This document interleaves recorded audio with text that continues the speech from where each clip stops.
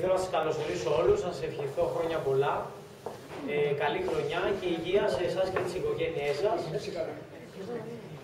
και αισιοδοξία και πίστη για καλύτερες μέρες που τις χρειαζόμαστε όλοι νομίζω αυτόν τον καιρό.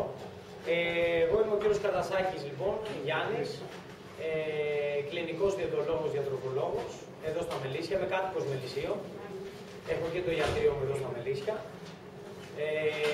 Έχω τελειώσει το Χαροκόπη Πανεπιστήμιο και είπαμε σήμερα να έρθουμε εδώ να μιλήσουμε για τις διατροφικές ανάγκες της τρίτης ηλικίας, που είναι πάρα πολύ σημαντικό.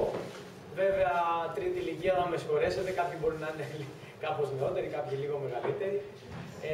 Διάθεση. Αυτό μας ενδιαφέρει είναι η διάθεση από μέρους σας να ακούσετε 10 πραγματάκια για τη διατροφή. Πραγματικά στην Ελλάδα, να έρθουν και οι κυρίες, πραγματικά στην Ελλάδα υπάρχει τεράστιο πρόβλημα γύρω από τη διατροφή και δεν έχει να κάνει μόνο με την τρίτη ηλικία, έχει να κάνει με όλες τις ηλικίες. Αρκεί να σας πω ότι από στατιστικές είμαστε αρκετά πίσω σαν χώρα σε δείκτες υγείας, δηλαδή η παχυσαρκία υπάρχει σε μεγάλο βαθμό και σε μικρές ηλικίες και σε μεγαλύτερες. Είμαστε οι πρώτοι στην Ευρώπη. Αυτό είναι μια ατυχής πρωτιά που έχουμε στην Ευρώπη και πραγματικά ακολουθούμε να φτάσουμε τους Αμερικανούς στην Αμερική, που είναι πάρα πολλοί άνθρωποι υπάρχουν στην Αμερική. Αυτό που λοιπόν θέλουμε εμείς εδώ είναι να προσπαθήσουμε μέσα από αυτές τις ομιλίες να αναδείξουμε κάποιες πτυχές της διατροφής. Διότι όπως βλέπουμε δεν υπάρχει μια συντονισμένη κρατική προσπάθεια ενημέρωσης του κόσμου γύρω από τη διατροφή. Δεν βλέπουμε στην τηλεόραση αρκετά συχνά διαφημιστικά σποτάκια γύρω από τη διατροφή. Δεν υπάρχει διατροφή καθόλου σαν μάθημα από το σχολείο. Σε κοινωνικές δομές όπως είναι τα ΚΑΠΗ ή τα πολιτιστικά κέντρα δεν γίνονται συχνά ομιλίες και αυτό είναι πρόβλημα. Ερχόμαστε λοιπόν εμείς εδώ πέρα μέσα από τέτοιες ομιλίες να αναπληρώσουμε αυτό το κενό έτσι της πολιτείας. Και πραγματικά η συμμετοχή σας και η παρουσία σας εδώ είναι πολύ πολύ σημαντική. Γιατί η διατροφή είναι σημαντική για εσάς. Λοιπόν, για να περάσουμε άμεσα στο θέμα που μας ενδιαφέρει. Η διατροφή είναι πάρα πολύ σημαντική για την τρίτη ηλικία. Τρίτη ηλικία ορίζεται επίσημα ηλικία μετά τα 65 για έναν άνθρωπο. Γιατί με το καιρό, καθώς περνάνε τα χρόνια, αλλάζουν πολλά πράγματα στον οργανισμό μας. Ένα από αυτά είναι και ο μεταβολισμός. Δηλαδή, αν έχετε παρατηρήσει, δεν ξέρω από τους εαυτούς σας ή από άλλους, ότι με τον καιρό ο οργανισμός βάζει κιλά, παχαίνει με το πέρασμα των ετών. Αυτό γιατί συμβαίνει, είναι πολύ σημαντικό να το καταλάβουμε. Συμβαίνει για δύο λόγους. Πρώτον, γιατί δεν κινούμαστε όσο κινούμασταν όντας νεότεροι, που σημαίνει μειώνεται η φυσική μας δραστηριότητα, άρα με αυτόν τον τρόπο παίρνουμε κιλά, και ο δεύτερος λόγος είναι ότι τρώμε παραπάνω ποσότητες φαγητού από ό,τι χρειάζεται ο οργανισμός. Δυστυχώς με τον καιρό, με τα χρόνια, οι ανάγκες του οργανισμού μειώνονται. Όχι πολύ, μειώνονται κατά της, αλλά αυτό είναι σημαντικό και είναι καθοριστικό στο να πάρεις βάρος. Αν δεν προσέχεις λίγο, δεν έχεις ένα ισορροπημένο διαιτολόγιο και δεν γυμνάζεσαι. Άρα λοιπόν, είναι πάρα πολύ σημαντικό να μην έχουμε παχυσαρκία, να μην έχουμε κιλά σε αυτή την ηλικία, γιατί αυτό μας οδηγεί σε ένα χαμηλότερο βιωτικό επίπεδο. Δηλαδή σημαίνει ότι γινόμαστε λιγότερο ανεξάρτητοι, δεν έχουμε πολλή κίνηση, δεν έχουμε διάθεση, καλή ψυχολογία όταν έχουμε βάρος. Το πρώτο. Δεύτερον, έχουμε κάποιες ιατρικές επιπλοκές. Μπορεί να δημιουργηθούν σοβαρά ιατρικά προβλήματα από την παχυσαρκία. Φαντάζομαι γνωρίζετε κάποια από αυτά. Καρδιακιακά, ζάχαρο, υπέρταση, έτσι τα νεφρά, το σηκώτιο, όλα αυτά επηρεάζονται με τα κιλά, έστω και με τα 5-10 κιλά παραπάνω. 5 κιλά παραπάνω είναι αρκετά για να μας δημιουργήσουν και ζάχαρο και ανεβασμένη χολυστερίνη και πίεση. Άρα λοιπόν, ο ένας τομέας που μπορεί να μας ωφελήσει η διατροφή είναι η ανεξαρτησία μας και η κίνηση, να είμαστε ανεξάρτητοι, να μπορούμε να κινούμαστε, να έχουμε φυσική δραστηριότητα, να έχουμε καλή ψυχολογία, να μην είμαστε εξαρτημένοι από άλλους. Και το δεύτερο, πολύ σημαντικό, είναι να μην παθαίνουμε ζάχαρο, χολυστερίνες, να μην μας ανεβαίνει η πίεση, να μην τρέχουμε συχνά στο γυαλό, ο οποίος είναι απαραίτητος, αλλά καλό είναι να μην αρρωσταίνουμε συχνά. Και να μην παίρνουμε και πολλά φάρμακα. Αν κάποιος διατηρεί τα κιλά του σε υγιή επίπεδα και γυμνάζεται, πραγματικά μπορεί να έχει και λιγότερη φαρμακευτική αγωγή. Αυτό έχει αποδειχθεί από έρευνες.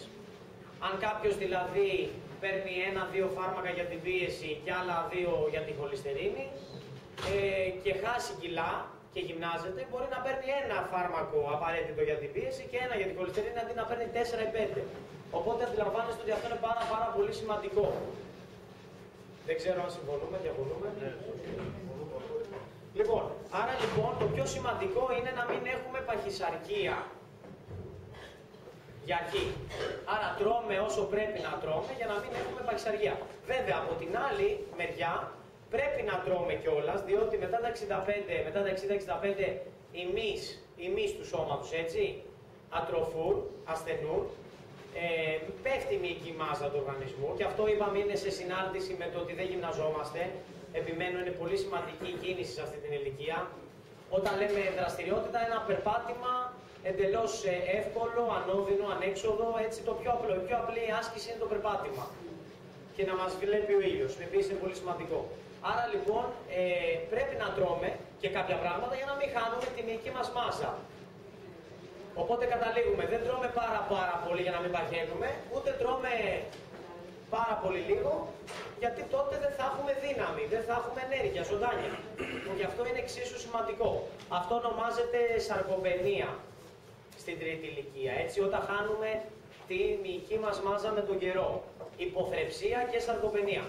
Από έρευνες που έχουν γίνει, έχει διαπιστωθεί ότι σε πολλά θρεπτικά συστατικά υπολείπεται η διατροφή των ατόμων τρίτης ηλικίας. Δηλαδή, ας πούμε, για παράδειγμα, να το κάνω λίγο πιο σαφές, όσον αφορά το ασβέστιο, που είναι και τα κόκαλα σημαντικό, θα έχετε ακούσει. Δεν τρώνε τα άτομα της τρίτης ηλικίας αρκετά γαλακτοκομικά ώστε να παίρνουν ασβέστιο.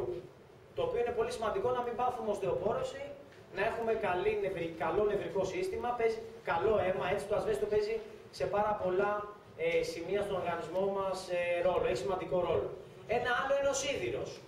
Δεν παίρνουμε αρκετό σίδηρο συνήθως σε αυτή την ηλικία. Γιατί μειώνονται τα γαστρικά οξέα με τον καιρό, δηλαδή μετά τα 60-65 μειώνεται λίγο η παραγωγή οξέως στο στομάχι, με αποτέλεσμα όταν δεν τρώμε και αρκετά συχνά ψάρι, κοτόπουλο, κρέας, όχι λιπαρά, κρέας, καλό κρέας, χωρίς λίπη.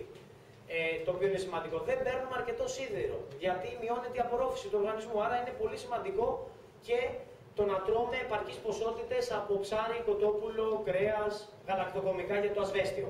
Αυτά τα δύο είναι πάρα πολύ σημαντικά. Επίσης, μια παρένθεση, υπάρχει μια βιταμίνη B12. Η βιταμίνη B12 λοιπόν που υπάρχει μόνο στα ζωικά προϊόντα, στα γαλακτοκομικά και στα ζωικά προϊόντα, δηλαδή στο κρέας, στο ψάρι, στο τυρί, μόνο από εκεί παίρνουμε αυτή τη βιταμίνη. Άρα λοιπόν, αν κάποιος δεν τρώει καθόλου τυρί, δεν τρώει καθόλου κρέας, επειδή φοβάται και του ανέβει η χολυστερίνη, είναι μύθος, θα το αναλύσουμε λίγο πιο κάτω αυτό, μπορεί να έχει και μια ανεπάρκεια στην B12, η οποία B12 είναι τρομερά σημαντική βιταμίνη. Δεν χρειάζεται πολύ οργανισμός, αλλά αν λείπει αυτή η βιταμίνη από τον οργανισμό, έχει συσχετιστεί με πιθανότητα εμφάνιση Alzheimer, Parkinson και άλλων πολύ σοβαρών θεμάτων, αδυναμίας. Άρα λοιπόν πρέπει λοιπόν να τρώμε αρκετές θερμίδες, να τρώμε αρκετό φαγητό ώστε να μην παχαίνουμε αλλά να έχουμε και τη δύναμη, ενεργητικότητα, ζωντάνια που πρέπει να έχετε. Έτσι σας θέλουμε υγιείς, σας θέλουμε πνευματικά διαυγείς, σας θέλουμε ανεξάρτητους, σας θέλουμε να χαίρεστε τη ζωή, γιατί πραγματικά ποτέ δεν τελειώνει η ζωή από τη στιγμή που κλείσουμε τα μάτια μας. Όλα είναι θέμα μυαλού. Πιστεύω ότι αν κάποιος έχει θέληση και πνευματική διάβια, μπορεί να εξακολουθήσει να νιώθει και να αισθάνεται και να συμπεριφέρεται σαν νέος. Αυτό είναι το πρώτο κεφάλαιο που ήθελα έτσι αρχικά να ξεκινήσουμε. Τώρα να περάσουμε σε ένα δεύτερο σημαντικό θέμα, το οποίο είναι το νερό. Το νερό είναι η αρχή της ζωής. Έτσι, χωρίς το νερό δεν υπάρχει ζωή, δεν υπάρχει ανθρώπινος οργανισμός. Είναι πολύ σημαντικό να πίνουμε αρκετό νερό. Δεν ξέρω τώρα αν θέλετε κι εσείς να πείτε την άποψή σας. Πιστεύω ότι ειδικά τώρα αυτή την περίοδο του χειμώνα δεν πίνουμε αρκετό νερό. Το οποίο είναι μεγάλο λάθος. Διότι αφυδατώνεται ο οργανισμός, δεν γίνονται οι σωστές λειτουργίες μέσα στα κύτταρα, δεν δουλεύει ο μεταβολισμός, πιάνουν άμμο τα νεφρά, έτσι η νεφρική λειτουργία είναι πολύ σημαντική. Εξαρτάται από την καλή ενυδάτωση, από την επαρκή ενυδάτωση. Άρα λοιπόν πρέπει να πίνουμε αρκετό νερό για να δουλεύει ο μεταβολισμός, να δουλεύουν καλά τα νεφρά, η όραση, έτσι μέσα ο αμφιβολιστροειδής χρειάζεται νερό. Επίσης επηρεάζεται η όραση, οι μικρανίες, οι πονοκέφαλοι, όλα αυτά σχετίζονται πολλές φορές με την ανεπαρκή πρόσληψη νερού. Αν είμαστε αφυδατωμένοι, δεν λειτουργεί σωστά ο οργανισμός. Πολλές φορές ένας απλός πονοκέφαλος μπορεί να είναι εξαιτίας της αφυδάτωσης. Μπορεί να σας ακούγεται περίεργο, αλλά είναι έτσι τα πράγματα. Πόσο νερό χρειαζόμαστε? Τουλάχιστον 6 με 8 ποτήρια την ημέρα, έστω και αν είναι χειμώνας. 6 με 8 ποτήρια, τα ποτήρια που έχουμε μπροστά μας εδώ που πίνουμε, έτσι 6 με 8 ποτήρια νερό απαραίτητος. Έστω και με το ζόρι, να το πω έτσι λίγο πιο απλά, πρέπει να πίνουμε νερό. Το καλοκαίρι βέβαια αυξάνονται οι ανάγκες γιατί υδρώνουμε κιόλας. Άρα λοιπόν μην ξεχνάτε να πίνετε νερό, είναι η αρχή, από εκεί ξεκινάνε και τελειώνουν όλα, έτσι. Ακόμα και για να χάσουμε κιλά, αν δεν πίνουμε αρκετό νερό, δεν μπορεί να δυνατήσει ο οργανισμός μας. Πάμε σε ένα άλλο θέμα. Είπαμε τώρα για το σίδερο προηγουμένως και για το ασβέστιο. Είναι πολύ σημαντικό, φαίνεται για τις στατιστικές, γιατί είχα την τύχη να κάνω εγώ μια έρευνα προσωπική στο Πανεπιστήμιο. Στο τελευταίο έτος έτσι έπρεπε να παραδώσω μια υποχρεωτική πτυχιακή εργασία ερευνητική και έτυχε να είναι πάνω στην τρίτη ηλικία, οπότε έχω κάποιες στατιστικές, τουλάχιστον από την Αττική, από το νομό Αττικής. Και πραγματικά φαίνεται ότι, όπως σας είπα και πριν, οι ηλικιωμένοι δεν τρώνε αυτά που θα έπρεπε να τρώνε. Δηλαδή τρώνε πολύ κόκκινο κρέας, πολύ συχνά τρώμε κόκκινο κρέας, για το οποίο θα μιλήσουμε σε λίγο, όπως σας είπα. Δεν τρώνε ασβέστιο, δεν τρώνε γαλακτοκομικά, δεν πίνουν πολύ νερό. Απέναντίας βέβαια, να πούμε και ένα θετικό, το ελαιόλαδο υπάρχει στη ζωή μας, τρώμε ελαιόλαδο. Εξακολουθούμε σαν Έλληνες να τρώμε ελαιόλαδο, έτσι και να το βάζουμε στο φαγητό μας, το οποίο είναι καλό. Όπως και κόκκινο κρασί, φάνηκε από τις έρευνες ότι τα άτομα της τρίτης ηλικίας επιλέγουν να πίνουν 1-2 ποτήρια κόκκινο κρασί, το οποίο συμφωνώ έτσι και επαυξάνω, είναι ευεργετικό πάρα πολύ για το καρδιακιακό μας σύστημα. Έχει πολλά αντιοξυδωτικά μέσα το κόκκινο κρασί, το κόκκινο όμως, μόνο το κόκκινο. Βέβαια, να πω, όσοι έχουν πίεση, καλό είναι να μην πίνουν αλκοόλ. Όσοι έχουν προβλήματα πίεσης και ανεβάζουν εύκολα πίεση, έχουν ευαίσθητα αγγεία, καλό είναι να μην πίνουν ή τουλάχιστον το περιορίσουν, ιδανικά να μην πίνουν αλκοόλ, γιατί αυτό ανεβάζει την πίεση. Αλλά για έναν ο οποίος δεν έχει πίεση, καλό είναι να πίνει 1-2 ποτηράκια κόκκινο κρασί. Για τους άντρες, ιδανικά 1 ποτηράκι για τις γυναίκες την ημέρα. Κόκκινο κρασί. 1, όχι 2 ή 3 ή 4. Ωραία. Να πούμε τώρα για τα φρούτα. Επίσης φάνηκε έχουν δείξει έρευνες ότι δεν καταναλώνουμε αρκετά φρούτα και σαλάτες. Άρα λοιπόν έχουμε δυσκολιότητα, παθαίνουμε δυσκολιότητα αφού δεν καταναλώνουμε σαλάτες και παθαίνουμε και αβιταμινώσεις. Μας λείπει βιταμίνη C, η οποία είναι πολύ σημαντική αν δεν τρώμε φρούτα. Είναι πολύ σημαντικό να προσπαθήσουμε να τρώμε εποχής φρούτα πάντα, έτσι και σαλατικά, να καταναλώνουμε τουλάχιστον 3-4 μερίδες φρούτα και σαλατικά την ημέρα. Ο στόχος, ο ιδανικός είναι 5, αλλά αυτό ίσως είναι λίγο δύσκολο για κάποιους. Τουλάχιστον 2 φρούτα την ημέρα, όπως σας έχω γράψει και σε ένα προγραμματάκι που σας έφτιαξα. Τουλάχιστον λοιπόν 2 φρούτα την ημέρα και 2 πιάτα σαλάτα την ημέρα θεωρώ ότι είναι υποχρεωτικά για να έχουμε μια εύρυθμη λειτουργία και του εταίρου και να μην πάσχουμε, να μην πάθουμε αβιταμίνωση. Η βιταμίνη C είναι πάρα πολύ σημαντική σε αυτή την ηλικία, γιατί με τον καιρό πάλι η ικανότητα του οργανισμού να την απορροφά έτσι μειώνεται. Βιταμίνη C υπάρχει στο πορτοκάλι, στο μανταρίνι, στο ακτινίδιο. Είναι συγκεκριμένα τα φρούτα που έχουν βιταμίνη C. Και επειδή τώρα είναι εποχής φρούτα, έτσι μιλάμε για εποχής φρούτα, το καλοκαίρι είναι λίγο πιο εύκολα τα πράγματα, γιατί όλοι μας τρώμε πιο πολλά φρούτα, φαντάζομαι το καλοκαίρι. Είναι σημαντικό να καταναλώνουμε 1-2 πορτοκάλια την ημέρα, ή 2 μανταρίνια, ή 2 ακτινίδια την ημέρα, ή έτσι, όχι όλα μαζί. Ή 2 πορτοκάλια, ή 2-3 μανταρίνια, ή 2 ακτινίδια. Και το αχλάδι. Το αχλάδι δεν έχει τόση βιταμίνη C και το μήλο είναι πολύ καλά, αλλά οπωσδήποτε πρέπει να υπάρχει ένα πορτοκάλι ή 2 μανταρίνια ή ένα ακτινίδιο. Και το λεμόνι. Πολύ καλή παρατήρηση και προσθήκη. Το λεμόνι έτσι το οποίο το βάζουμε στις σαλάτες έχει βιταμίνη C. Επίσης και τα πράσινα λαχανικά έχουν βιταμίνη C. Δηλαδή οι πράσινες σαλάτες περιέχουν εκτός από τις ίνες που είναι απαραίτητες για το έντονο και βιταμίνη C. Άρα λοιπόν πρέπει 2 φρούτα, επαναλαμβάνω, την ημέρα, το ένα εκ των οποίων να είναι οπωσδήποτε πλούσιο σε βιταμίνη C, δηλαδή πορτοκάλι, μανταρίνι, λεμόνι, ακτινίδιο και οπωσδήποτε 2 μπολ σαλάτας, 2 πιάτα κανονικά. Όχι πάρα πολύ σαλάτα, γιατί μετά μπορεί να πάθουμε κολίτιδα, μετά μπορεί να μην απορροφούνται άλλα σημαντικά συστατικά στον οργανισμό. Άρα 2 πιάτα σαλάτας την ημέρα είναι αρκετά για να αποφύγουμε την πολύ άβολη και κακή για την υγεία δυσκολιότητα. Έτσι είναι λάθος να έχουμε δυσκολιότητα, πρέπει αυτό να θεραπεύεται για να αποτοξινώνεται ο οργανισμός σωστά, να λειτουργούν τα υδραυλικά που λέω εγώ του οργανισμού σωστά. Λοιπόν, συνεχίζουμε με ένα άλλο πάρα πολύ σημαντικό θέμα, το οποίο είναι η βιταμίνη D. Η βιταμίνη D στους νεοεισερχόμενους, να δοθούν 2-3 σε όσοι δεν έχουν πάρει τα χαρτάκια αυτά εδώ. Όλα να μοιραστούν. Βεβαίως, ερωτήσεις, δεν κάνω μονόλογο, ήρθα εδώ για να κάνουμε διάλογο. Θέλω να μιλήσουμε στο τέλος, να με ρωτήσετε, να συζητήσουμε. Ακούω πριν συνεχίσω. Παρακαλώ. Βεβαίως. Με τη σειρά. Το οποίο το χειμώνα τώρα δεν πίνουμε πολύ λόγω και αντικαταστρέφεται από το νερό, το λαχανικό, από το τσάι, από κάποια άλλα υλικά τέλος πάντων που παίρνουμε. Πολύ ωραία ερώτηση. Λοιπόν, δεν αντικαθίσταται η λήψη, ο όγκος των υγρών, ο απαραίτητος όγκος των υγρών δεν αντικαθίσταται με το να τρώμε βραστές σαλάτες ή να πίνουμε τσάι πολύ, καφέ, γιατί για παράδειγμα ο καφές είναι και διουρητικός, δηλαδή αν πιεις τσάι ή καφέ είναι και διουρητικός, θα πας στην τουαλέτα, θα τα διώξεις τα υγρά. Άρα λοιπόν δεν αντικαθίσταται. Επίσης, όντως συνεισφέρουν ως ένα βαθμό τα βρασμένα λαχανικά και οι χυμοί, αλλά χυμούς δεν θέλουμε πολύ πάλι γιατί παχαίνουν, άμα πίνεις πολλούς χυμούς έχουμε θερμίδες, άρα λοιπόν το πιο άκακο και χωρίς θερμίδες, έτσι με 0 θερμίδες είναι το νερό. Είναι πολύ σημαντικό λοιπόν να πίνουμε 6 με 8 ποτήρια, τουλάχιστον 6 ποτήρια, να προσπαθήσουμε, αν όχι 8, οι άντρες λίγο παραπάνω, οι γυναίκες 6, οι άντρες 8, κάποιος ο οποίος γυμνάζεται ή υδρώνει έτσι λίγο παραπάνω, είναι απαραίτητο το νερό. Άρα η απάντησή μου στην ερώτησή σας είναι ότι δεν ισοσταθμίζεται η πρόσληψη υγρών από τα φαγητά. Πρέπει να πίνουμε 6 με 8 ποτήρια νερό την ημέρα.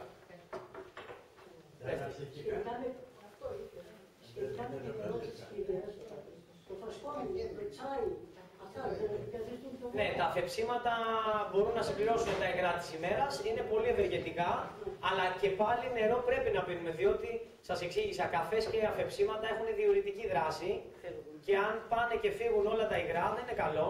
Θα είμαστε τελικά, αν πας 10 φορές τουαλέτα την ημέρα για να ουρίσεις, θα είσαι τελικά αφυδατωμένος στο τέλος.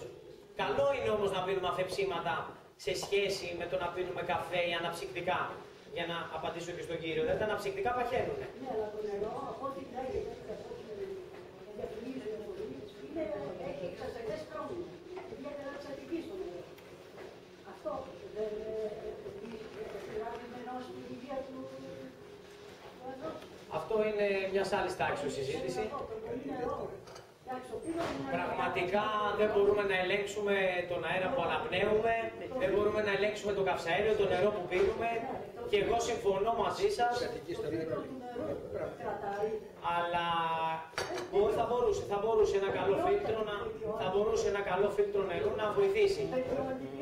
Αλλά ναι, θα μπορούσε κάποια πράγματα, ναι, αλλά δεν μπορώ εγώ να πω διότι δεν υπάρχει επίσημη θέση από το κράτος ή επίσημο διάγγελμα επιστημονικό για το νερό. Έτσι δεν μπορούμε να πούμε ότι δεν πίνουμε νερό επειδή μπορεί να έχει κάποια πράγματα. Αυτό είναι σαν να λέμε δεν βγαίνουμε έξω από το σπίτι μας επειδή ο αέρας που αναπνέουμε είναι μολυσμένος. Δεν γίνεται αυτό.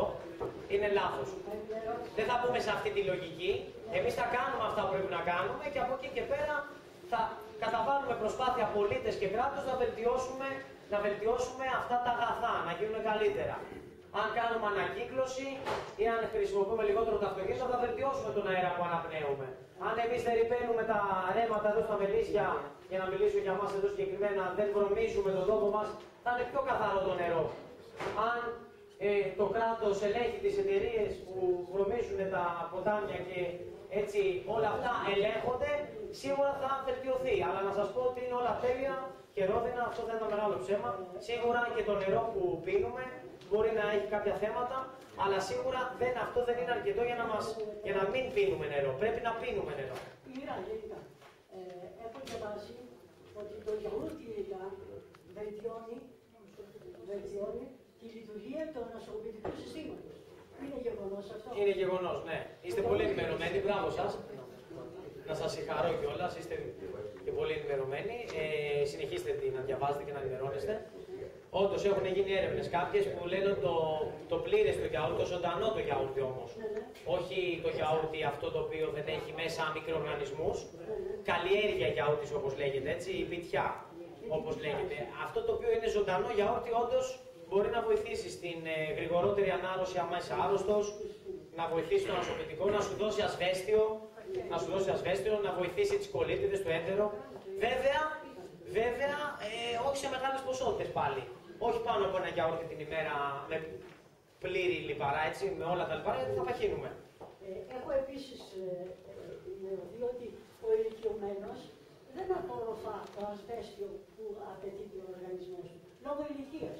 Είναι γεγονός αυτό? Όχι. Αυτό είναι μύθος. Δεν υπάρχει κάποια έρευνα που να λέει ότι δεν απορροφάται το ασβέστιο στους πιο μεγάλους ανθρώπους. Όχι, δεν ισχύει. Απλά αυτό που συμβαίνει είναι ότι, όπως και οι έρευνες έδειξαν ότι δεν τρώμε αρκετό ασβέστιο. Δεν καταναλώνουμε αρκετό γιαούρτι. Δεν πίνουμε γάλα. Δεν τρώμε τυρί. Μειώνεται η απορρόφηση. Όχι, είναι λάθος. Δεν έχω διαβάσει κάτι σχετικό που να δείχνει κάτι τέτοιο. Κάποιες άλλες ερωτήσεις εδώ οι κυρίες που ευχαριστώ για τις ερωτήσεις. Ωραία. Συνεχίζω λίγο. Έχουμε ένα-δύο θεματάκια ακόμα και σχεδόν τελειώνουμε για να μιλήσουμε μετά. Λοιπόν, είπαμε κάποια πράγματα για το ασβέστιο. Πολύ ωραίες αυτές οι παρατηρήσεις. Εσείς αυτό που πρέπει να κάνετε είναι να προσπαθήσετε να ακολουθήσετε τις συστάσεις τις επιστημονικές. Αυτά που λένε οι διαιτολόγοι, οι γιατροί, έτσι όσοι ασχολούνται με αυτό το αντικείμενο. Όλα τα υπόλοιπα είναι στη σφαίρα είτε της φαντασίας είτε ας πούμε της υπόθεσης. Αυτό που ήθελα εγώ να σας πω και να κλείσουμε λίγο τα βασικά θέματα διατροφής που απασχολούν την τρίτη ηλικία είναι η βιταμίνη D. Είναι πάρα πολύ σημαντικό, εκτός από το να παίρνουμε ασβέστιο, όπως είπε και η κυρία, να απορροφάτε κιόλας. Για να απορροφάτε σωστά λοιπόν το ασβέστιο χρειαζόμαστε βιταμίνη D. Η βιταμίνη D είναι μια ορμόνη η οποία παράγεται από τον ήλιο. Άρα λοιπόν όταν δεν μας βλέπει συχνά ο ήλιος και το χειμώνα, δεν μας βλέπει ένα τέταρτο 20 λεπτό ο ήλιος, ο πρωινός ήλιος ή ο μετά μεσημεριού ήλιος, όχι μέσα στο μεσημέρι 4, έτσι, 1, 2 με 4, εκεί να τον αποφεύγουμε, αλλά 10, 9 η ώρα με 1, καλό είναι να εκτιθέμεθα στον ήλιο, ένα τέταρτο 20 λεπτά, όχι ντυμένοι πάρα πολύ, εντάξει έχει κρύο αυτό το καιρό βέβαια, αλλά καλό θα ήταν να μας βλέπει ο ήλιος, να βλέπει δηλαδή το γυμνοδέρμα, ώστε να απορροφάτε η βιταμίνη D, να φτιάχνετε μάλλον η βιταμίνη D και να βοηθάει στην απορρόφηση ασβεστίου και σε άλλες λειτουργίες. Είναι πολύ σημαντική η βιταμίνη D. Έχουν γίνει τρομερές έρευνες τα τελευταία χρόνια για την αξία της βιταμίνης D. Παθαίνουμε καρκίνο, να είμαστε καλά, επειδή μας λείπει η βιταμίνη D. Έχει να κάνει με την πιθανότητα εκδήλωσης καρκίνου η βιταμίνη D. Και μάλιστα τώρα το τελευταίο χρόνο πολλοί συστήνουν και η βιταμίνη D, αν κάποιος πάσχει, έτσι η βιταμίνη D βοηθάει πάρα πολύ δρά προστατευτικά ή ανακόπτει, μπορεί να ανακόψει έτσι την καρκινογένεση. Είναι πολύ σημαντικό λοιπόν να μας βλέπει ο ήλιος, έτσι είναι μύθος και μην φοβάστε αυτό που ακούτε ότι μπορείτε να πάθουμε από τον ήλιο, έτσι είναι πολύ δύσκολο. Συνήθως υπάρχει κληρονομικότητα για να πάθεις καρκίνο του δέρματος από τον ήλιο ή θα πρέπει να κάνεις extreme, ακραίες δραστηριότητες, να είσαι πάρα πολύ στον ήλιο. Μέσα στο κατά καλό καιρό, έτσι, το σημαντικό είναι ότι πρέπει να μας βλέπει ο ήλιος. Δεν έχει να φοβηθείτε κάτι από τον ήλιο. Ο ήλιος, ο ζωοδότης ήλιος, έτσι, ο ήλιος είναι όπως και το νερό, η αρχή της ζωής. Χωρίς τον ήλιο Δεν υπάρχει φύση, δεν υπάρχει τίποτα. Έτσι λοιπόν και ο Θεούλης μας έφτιαξε το δέρμα μας να μπορέσει να έχει την ικανότητα να παράγει βιταμίνη D μέσα από τον ήλιο. Δεν είπαμε να κάτσουμε 2-3 ώρες στον ήλιο, αλλά 20 λεπτά, μισή ώρα, και αυτό μπορείτε να το συνδυάσετε με τη φυσική δραστηριότητα, να περπατάτε έξω, έτσι να περπατάμε, να μας βλέπει και ο ήλιος. Θα βοηθήσουμε στο να έχουμε βιταμίνη D, να μην έχουμε ανεπάρκεια βιταμίνης D, η οποία είναι σημαντική εκτός από την οστεοπόρωση και τους καρκίνους που είπα, είναι πολύ σημαντική και στο νευρικό σύστημα. Είναι πρόδρομος ουσία για πολλές ορμόνες μέσα στον οργανισμό. Το καταλάβαμε αυτό με τη βιταμίνη D. Είναι πάρα πολύ σημαντικό. Να κλείσω λίγο τα βασικά θέματα που αναλύσαμε. Είπαμε για την ενέργεια, κάνω έτσι μια συνοπτική ανασκόπηση, τι είπαμε. Είπαμε για το πόσο πρέπει να τρώμε, να μην είμαστε παχύσαρκοι, αλλά ούτε πολύ αδύνατοι, να έχουμε δύναμη, ενέργεια, αλλά ούτε παχυσαρκία. Είπαμε για το σίδηρο και το ασβέστιο, να τρώμε και κρέας άπαχο, να τρώμε ψάρι, κοτόπουλο για να έχουμε και σίδηρο, να μην έχουμε έλλειψη σιδήρου, ανεμία, να μας πέφτουν οι τρίγες έτσι, το δέρμα μας επηρεάζεται από το σίδηρο. Επίσης είπαμε για το ασβέστιο, για να μην παθαίνουμε οστεοπόρωση, να παίρνουμε γαλακτοκομικά, άπαχα γαλακτοκομικά. Μπορούμε ένα γιαούρτι πλήρες να το τρώμε, ζωντανό, γιατί είναι πιο υγιεινό από τα άλλα, αλλά μπορούμε και 1,5% ημίπαχο γάλα, 2 ποτήρια την ημέρα, ιδανικά δηλαδή 2 ποτήρια γάλα και ένα γιαούρτι. Έχουμε συμπληρώσει το ασβέστιο της ημέρας, δεν είναι τόσο δύσκολο και πραγματικά θα δούμε ότι αν το κάνουμε αυτό δεν θα τρώμε και άλλες βλακίες, να το πω έτσι, να μου επιτρέψετε την έκφραση. Έτσι, αν τρώμε γιαούρτι, πίνουμε γάλα, τρώμε το μεσημέρι, αυτό πρέπει να φάμε, τρώμε ένα καλό πρωινό, δεν τρώμε με τα βλακίες, άλλες δεν χρειάζεται ο οργανισμός. Όταν του λείπουν πράγματα του οργανισμού, τότε οδηγείται στο να τρώει πράγματα άχρηστα. Που τέλος πάντων όλοι τα τρώμε κάποια στιγμή και τις γιορτές ξεφύγαμε και ο υποφαινόμενος λίγο έφαγε κάτι παραπάνω, αλλά αυτό είναι 1-2 φορές. Καλό είναι μετά τις γιορτές πάντα να μπαίνουμε σε ένα ρυθμό, σε ένα προγραμματισμό. Συνεχίζω λοιπόν, είπαμε για το νερό, ότι πρέπει να πίνουμε 6 με 8 ποτήρια νερό την ημέρα απαραίτητος. Είπαμε για τις σαλάτες και τα φρούτα, βιταμίνη C, σαλάτες, επαρκής πρόσληψη ινών για να μην παθαίνουμε δυσκολιότητα. Είπαμε για τη βιταμίνη C, τη βιταμίνη D από τον ήλιο. Είπαμε για το κόκκινο κρασί που κάνει καλό, αλλά σε όσους έχουν πίεση, ευαίσθητα αγία, επαφούν πονοκεφάλους να μην πίνουμε. Καλό να τα αποφεύγουμε. Και τελειώνω με τα γλυκά. Το άφησα στο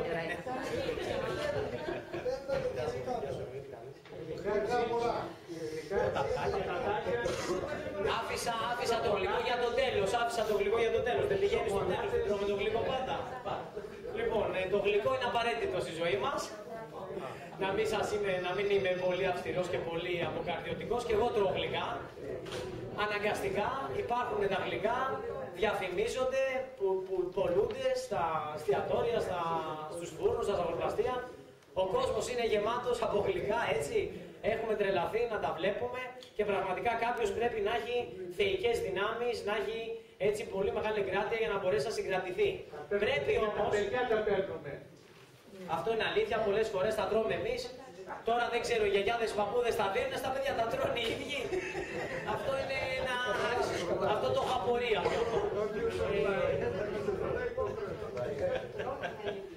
Είναι τυχερός και ευλογημένος, όποιανού δεν του αρέσουν τα γλυκά, δεν είναι γλυκατζής, είναι τυχερός. Γλιτώνει πάρα πολλές θερμίδες. Παρ' όλα αυτά και το γλυκό είναι μέσα στη ζωή μας, δεν μπορούμε να ζούμε με τα δεδομένα τα παλιά που δεν υπήρχαν γλυκά τότε, έτσι πρέπει να το λάβουμε υπόψη μας και αυτό με ένα μέτρο όμως. Θα πρέπει λοιπόν να τρώμε 1-2 φορές την εβδομάδα, θα μπορούμε να τρώμε, όχι θα πρέπει, θα μπορούμε να τρώμε 1-2 φορές την εβδομάδα ένα γλυκό και πιο υγιεινό γλυκό. Υπάρχουν υγιεινά γλυκά, υπάρχουν μη υγιεινά γλυκά. Να πούμε τα υγιεινά γλυκά ποια είναι, τα οποία μπορεί και να είναι και θρεπτικά, έτσι, να μας βοηθήσουν κιόλας σε κάτι. Το παστέλι είναι ένα πολύ υγιεινό γλυκό. Το παστέλι το οποίο ποικίλει και από τόπο σε τόπο, άλλο παστέλι έχει Κρήτη, άλλο παστέλι έχει Καλαμάτα. Έχουμε πάρα πολλά είδη παστελιού, είναι πάρα πολύ υγιεινό γλυκό. Γιατί έχει μέλι, έχει σισάμι, το οποίο είναι θρεπτικό έτσι και είναι και χορταστικό. Άμα φας λίγο παστέλι, λίγο. Όχι όλο το παστέλι, όλο το παστέλι έχει πολλές θερμίδες. Άμα φάμε ένα μικρό παστελάκι, είναι πάρα πολύ θρεπτικό για την υγεία μας. Μας δίνει ασβέστιο το παστέλι. Το σισάμι έχει πάρα πολύ ασβέστιο και βιταμίνες, κάνει καλό στο νευρικό σύστημα. Έχει βιταμίνες B, έχει ασβέστιο, έχει βιταμίνη Ε. Το παστελάκι, το γνήσιο, το καθαρό το παστέλι χωρίς ζάχαρη. Δηλαδή το οποίο έχει μέλι και σισάμι. Υπάρχουν και άλλα, παρένθεση, υπάρχουν και άλλα παστέλια. Παστέλι με αμύγδαλο, παστέλι με φιστίκι. Όλα αυτά τα παστέλια λοιπόν είναι πολύ υγιεινά. Άρα λοιπόν το συστήνω εγώ 1-2 φορές την εβδομάδα ένα παστελάκι μικρό, 40 γραμμαρίων, να το καταναλώνουμε, έτσι μας ωφελεί πάρα πολύ και δεν μας παχαίνει. Άλλα υγιεινά γλυκά θα μπορούσαν να είναι, ξέρετε κάποια, να μου πείτε εσείς. Σοκολάτα υγείας. Μπράβο, πολύ ωραία. Η σοκολάτα η μαύρη λοιπόν. 50% και άνω, μπορεί να φτάσει και 70-80% σε κακάο. Η μαύρη σοκολάτα έχουν γίνει έρευνες και έχει αποδειχθεί ότι περιέχει κάποια αντιοξυδωτικά μέσα. Περιέχει κατεχίνες και κάποιες πολυφενόλες μέσα έτσι που κάνουν καλό και στον οργανισμό γενικότερα. Ας πούμε στο δέρμα, στα μάτια, στα αγκία, στο μυαλό, παντού. Βοηθάει και έχει και λιγότερες θερμίδες γιατί έχει περισσότερο κακάο, λιγότερη ζάχαρη. Άρα έχει λιγότερες θερμίδες στην ίδια ποσότητα πάντα, έτσι δεν τρώμε πάλι. Η βασική αρχή, πάλι παρένθεση, η βασική αρχή της διατροφής μας είναι η ποσότητα. Ό,τι και αν φάμε σε μεγάλη ποσότητα μας κάνει κακό. Κι ας είναι υγιεινό. Άρα λοιπόν, στην ίδια ποσότητα μπορούμε να προτιμούμε μαύρη σοκολάτα, 50% και άνω περιεκτικότητα σε κακάο, σε σχέση με την απλή σοκολάτα, την γάλακτος ή την άσπρη. Η χειρότερη είναι η άσπρη, γιατί έχει και βούτυρο μέσα, το οποίο είναι ανθυγιεινό για τα αγκία, έχει κορισμένα λιπαρά. Άλλο γλυκό. Τα σπιτικά που κάνουμε νερομοκάρα, αυτά που είναι με το γνήσιο λάδι, το σπιτικό. Πολύ ωραία. Τα σπιτικά γλυκά είναι μια εναλλακτική, όχι κάθε μέρα, πάλι όχι καθημερινή κατανάλωση ή συχνή κατανάλωση γιατί θα παχύνουμε, αλλά σίγουρα ένας σπιτικός μυγδαλένιος χαλβάς, ένας μπακλαβάς, ένα γλυκό του κουταλιού με γιαούρτι, αυτά είναι υγιεινά γλυκά. Έχουν ζάχαρη, παρόλα αυτά δεν έχουν λιπαρά. Έτσι, το ανθυγιεινό από τα γλυκά που τρώμε έξω, για να το καταλάβετε, αυτό να το έχετε σαν πληροφορία, συγγνώμη, αυτό πρέπει να το καταλάβετε. Αυτό που μας παχαίνει είναι ότι τα γλυκά που παίρνουμε απ' έξω, όσο και νόστιμα κι αν είναι, έχουν μέσα πάρα πολύ ζάχαρη, έχουν βούτυρο συνήθως, μαργαρίνη, έχουν λιπαρά τα οποία έχουν επεξεργαστεί, έχουν θερμανθεί, είναι αμφίβολης προέλευσης, δεν ξέρεις τις πρώτες ύλες ποιες είναι. Άρα λοιπόν έχουν και πολύ ζάχαρη και πολλά βούτυρα και πολλές μαργαρίνες. Αυτό έχει ως συνέπεια και να έχουν πολλές θερμίδες και τα βούτυρα αυτά τα επεξεργασμένα να δημιουργούν κορεσμένα λιπαρά, έτσι μέσα ανεβαίνει η χολυστερίνη, κάνουν κακό στα αγκία. Και δημιουργείται ένας φαύλος κύκλος. Δημιουργούν και βουλημία. Δηλαδή, αν κάποιος τρώει συχνά πάστα, σοκολάτα, περιπτέρου, κρουασάν, μπισκότα, υπάρχει μία εξάρτηση μετά. Έτσι, τρως συνέχεια από αυτά και μπαίνεις σε ένα λαβύρινθο από τον οποίο μόνο ζημία μπορείς να έχεις. Άρα λοιπόν, το καλύτερα να φτιάξουμε ένα σπιτικό κέικ ή μια σπιτική μιλόπιτα. Μιλόπιτα είναι υγιεινό γλυκό που έχει και το μήλο μέσα. Να χρησιμοποιήσουμε ταχίνι αντιβούτυρο, να χρησιμοποιήσουμε λάδι αντιβούτυρο ή τέλος πάντων να χρησιμοποιήσουμε βούτυρο απλό αλλά τη μισή ποσότητα, να βάλουμε λιγότερο δηλαδή και να βάλουμε και λιγότερη ζάχαρη. Αυτό αυτόματα θα μας δώσει ένα πιο υγιεινό γλυκό με λιγότερες θερμίδες και πιο αγνά υλικά που θα ξέρεις τι έχεις βάλει μέσα. Αλλά και πάλι σας εξηγώ και σας επιστείω την προσοχή, όχι πάρα πολλά γλυκά, είτε είναι σπιτικά είτε όχι, 1-2 φορές την εβδομάδα επιλέγουμε ένα υγιεινό γλυκό, όπως είναι παστέλι, μαύρη σοκολάτα, ριζόγαλο, μιλόπιτα, γλυκό του κουταλιού, έτσι αυτά είναι τα πιο υγιεινά και το ριζόγαλο είναι πολύ υγιεινό γλυκό. Το σπιτικό ριζόγαλο με κανέλα είναι πάρα πολύ υγιεινό γλυκό. Αυτό για το γλυκό, το θέλουμε το γλυκό στη ζωή μας γιατί είμαστε γλυκοί σαν άνθρωποι, δεν είμαστε έτσι, δεν είμαστε στη στέρηση συνέχεια, αλλά δεν το θέλουμε σε μεγάλη ποσότητα και πολύ συχνά για να μην παχαίνουμε. Η ισορροπία και το μέτρο που δίδασκαν και αρχαίοι ημών πρόγονοι νομίζω ότι είναι το καλύτερο εχέγγυο και εργαλείο για να μπορέσουμε να το εφαρμόσουμε στην καθημερινή μας διατροφή. Είπαμε για το γλυκό, τώρα αυτό που μένει είναι για το αλάτι. Να κλείσω, ναι, το αλάτι ήθελα να σας πω και το λάδι. Πόσο λάδι πρέπει να βάζουμε στο φαγητό. Το αλάτι επίσης είναι πολύ σημαντικό ζήτημα. Γιατί όσοι έχουν πίεση, όσοι είναι ευαίσθητοι στο αλάτι, υπάρχουν άνθρωποι, το 50% των Ελλήνων είναι ευαίσθητοι στο αλάτι, δηλαδή τρως αλάτι και ανεβαίνει πίεση, άρα αυτοί δεν πρέπει να τρώνε αλάτι.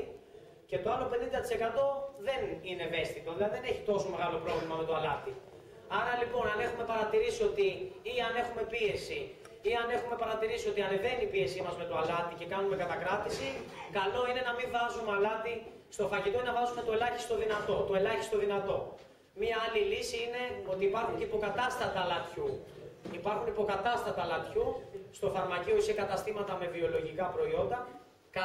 Αλάτι το οποίο είναι μειωμένο έτσι, σε νάτριο. Είναι το θαλασσινό. Το θαλασσινό αλάτι είναι καλύτερο από το επιτραπέζιο αλάτι. Επίσης υπάρχουν αλάτια τα οποία τους έχει αφαιρεθεί ένα μέρος του νατρίου έτσι και είναι μισό. Είναι στη μισή ποσότητα των νάτριων. Μπορούμε να τα βρούμε αυτά και να τα χρησιμοποιούμε για να μην είναι άνοστα τα φαγητά, γιατί ούτε εμένα μου αρέσει να τρώω ανάλογα τα φαγητά, οπότε δεν θέλω να σας πω και κάτι το οποίο δεν το εφαρμόζω εγώ.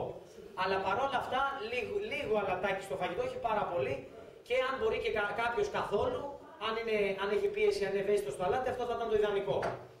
Εντάξει με το αλάτι, γιατί είναι πολύ σημαντικό για την πίεση και για την νεφρική λειτουργία. Και κλείνω με το ελαιόλαδο. Το ελαιόλαδο είναι το χρυσάφι της ελληνικής γης, έτσι. Πραγματικά έχει θρέψει γενιές και γενιές. Από την αρχαία Ελλάδα το βγάζανε, το λάδι. Έχουμε τεράστια παράδοση στην Ελλάδα και κακώς δεν το έχουμε αξιοποιήσει και όσο θα έπρεπε. Στέλνουμε λάδια στο εξωτερικό για να τα χρησιμοποιούν, να τα συσκευάζουν, με συγχωρείτε, οι άλλες χώρες για να τα ξαναπαίρνουμε εμείς πιο ακριβά. Θα πρέπει λοιπόν να δοθεί μεγαλύτερη βαρύτητα στην παραγωγή και επεξεργασία και διάθεση και διαφήμιση του λαδιού. Δεν το συζητώ, κάνω μια έτσι εισαγωγική νήξη. Είναι πολύ σημαντικό να επενδύσουμε σαν κράτος πάνω στο λάδι. Γιατί έχουμε από τα καλύτερα λάδια του κόσμου, έχουμε πάρει βραβεία και δεν έχουμε αυτή την απήχηση και την οικουμενικότητα που θα έπρεπε και το εμπόριο σε αυτό το επίπεδο που θα θέλαμε. Απ' την άλλη μεριά βέβαια το λάδι έτσι έχει θερμίδες. Επειδή είναι πολύ θρεπτικό, επειδή λοιπόν έχει όλα αυτά τα καλά, δυστυχώς έχει πάρα πολλές θερμίδες. Που σημαίνει ότι πρέπει και αυτό λίγο να το προσέχουμε σαν ποσότητα που βάζουμε στο φαγητό. Άρα λοιπόν, οι συστάσεις μου προς εσάς, αυτό που προσπαθούμε και εμείς στο σπίτι μου, το δικό μου να κάνουμε, είναι να βάζουμε μια κουταλιά της σούπας λάδι στη σαλάτα. Όχι παραπάνω από μια κουταλιά της σούπας, όχι του γλυκού, της σούπας στη σαλάτα, έτσι και το μεσημέρι και το βράδυ, είπαμε 2 φορές σαλάτα μέσα στην ημέρα. Θα βάζουμε μια κουταλιά της σούπας σε ελαιόλαδο, είναι αρκετό αυτό, ώστε να μην μας παχύνει και να μας δώσει όλα τα ωφέλιμα συστατικά που περιέχει το ελαιόλαδο. Τώρα, στο φαγητό, καλό είναι να μην βάζουμε πάνω από ένα φλιτζανάκι του καφέ. Καλό είναι να μην βάζουμε πάνω από ένα φλιτζανάκι του καφέ λάδι. Μιας και το έχουμε εδώ το φλιτζανάκι του καφέ. Στο τέλος, στο τέλος του φαγητού. Λιγότερο από ένα φλιτζανάκι του καφέ. Στο τέλος του φαγητού. Καλό θα ήταν, ναι, πολύ σωστά, προς το τέλος του φαγητού. Συγγνώμη αυτό. Λίγο την προσοχή σας, είναι σημαντικό αυτό. Κάνουμε λίγο ησυχία για να σας το πω. Λοιπόν, ένα φλιτζανάκι του καφέ, αν το κάνετε και στο σπίτι σας, θα δείτε, είναι πάνω από 15 κουταλιές η σούπας. Είναι γύρω στις 10 με 12, είναι γύρω στις 10, αν το κάνετε, τη σούπας, είναι πάνω από 10 κουταλιές σούπας. Όχι παραπάνω από 2 τρίτα και λιγότερο και τόσο είναι πολύ. Θα διαπιστώσετε, ναι. Μία κουταλιά σούπα είναι 10 γραμμάρια. Άρα αυτό 10 κουταλιές 100 γραμμάρια. Δεν έχει 100 γραμμάρια, δεν χωράει. Αυτό είναι, η κουταλιά της σούπας είναι και λιγότερο από 10 γραμμάρια. Αυτό είναι περίπου 8 με 10, εξαρτάται το φλιτζανάκι του καφέ τώρα. Εντάξει, υπάρχουν μεγαλύτερα, μικρότερα. Είναι γύρω στα 8 με 12 ανάλογα, επιμένω, του φλιτζανάκι. Να, κοιτάξτε αυτό το φλιτζανάκι του καφέ. Είναι άλλο. Βλέπετε διαφορά. Λοιπόν, άρα λοιπόν ας πούμε ότι κάπου 8 με 12 κουταλιές η σούπας ελαιόλαδο είναι ένα φλιτζανάκι του καφέ, είναι αρκετό. Είναι πάρα πολύ για ένα φαγητό που βγάζει 6-8 μερίδες. Εκεί, δηλαδή ένα φαγητό που βγάζει ένα φαγητό που τρώμε πολύ λάδι και αυτό μας παχαίνει, εμπιστευτείτε με, έτσι το έχω δει στην καθημερινή μου πρακτική με τους πελάτες και με την εμπειρία μου, το έχω δει. Έτσι, εντάξει, τώρα μπορεί να είναι 8, μπορεί να είναι 12 κουταλιές σούπας ανάλογα το φλιτζανάκι του καφέ. Σίγουρα όμως δεν πρέπει να μπαίνουν πάνω από 6-8 κουταλιές σούπας λάδι για 6-8 μερίδες φαγητό. Δηλαδή να μην αντιστοιχεί να μην αντιστοιχεί παραπάνω από μία κουταλιά της σούπας ελαιόλαδο αναμερίδα φαγητού, έτσι, αλλιώς παχαίνουμε. Τώρα, όσον αφορά κάτι που άκουσα για αυτά, το λάδι δεν είναι... Έχουμε κακή εντύπωση. Νομίζουμε ότι αν βάλουμε πολύ λάδι είναι πιο ωραία σαλάτα ή νόστιμότερο το φαγητό. Είναι μύθος. Είναι μύθος αυτό. Θα διαπιστώσετε βάζοντας λιγότερο λάδι στα φασολάκια, στις μπάμιες, στα λαδερά σας φαγητά. Όχι καθόλου. Όχι καθόλου. Αν βάλετε λιγότερο λάδι όμως θα γίνει πολύ πιο ωραίο το φαγητό. Πολύ πιο νόστιμο, πολύ πιο ωραίο, πολύ πιο... με λιγότερες θερμίδες. Όχι, όχι, όχι, όχι, όχι. Όχι, δεν μ' αρέσει καθόλου η άποψη και δεν μ' αρέσουν καθόλου τα νερόβραστα ούτε εμένα. Δεν τρώω νερόβραστα. Είμαι άνθρωπος που μου αρέσει η γεύση και μου αρέσει το λάδι. Απλά, πραγματικά το λάδι είναι τόσο χρήσιμο όσο όμως και έχει πάρα πολλές θερμίδες από την άλλη μεριά. Που σημαίνει ότι θα διαπιστώσετε, κάντε το στα φαγητά σας, βάλτε λιγότερο από ένα φλιτζανάκι του καφέ, λάδι και θα δείτε τι νοστιμιά θα έχετε την ίδια αξίας νοστιμιά, αλλά θα έχει λιγότερες θερμίδες το φαγητό. Αυτό ήθελα να πω και στη σαλάτα.